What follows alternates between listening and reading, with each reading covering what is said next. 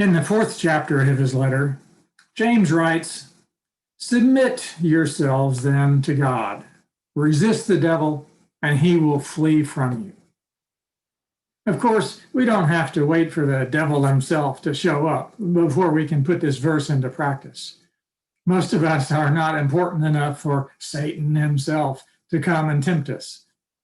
But even if he did, James says, we could make him go away by resisting him. Now, in context, James is not talking about battles with invisible evil spirits.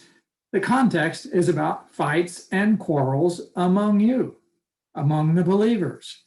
He's talking about struggles we might have to get some advantage over our brothers and sisters in the faith. He's talking about slander, about judging other people as being outside the boundaries. James is talking about how we wrestle with evil thoughts. Maybe they are caused by evil spirits, maybe not. But either way, James says we should submit to God, do what he says, and resist the adversary, to say no to wrong desires. If they have an external cause, they will go away. If they come from our internal desires, we will struggle with them for a longer time, but the advice is still the same. Verse 8, "Come near to God, and he will come near to you."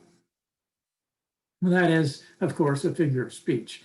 We cannot get physically closer to God.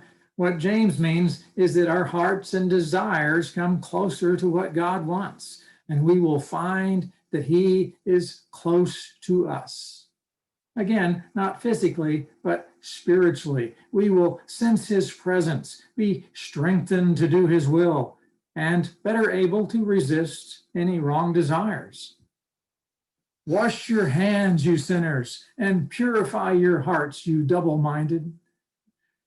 How can we be cleansed from spiritual defilement? Through Jesus, by trusting in him, by letting him lead our lives.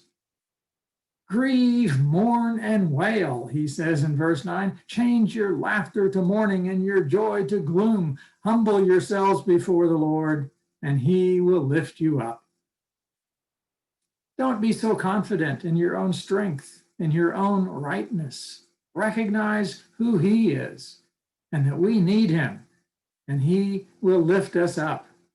He will strengthen us. He will encourage us. He will give us confidence, not in ourselves, but in him.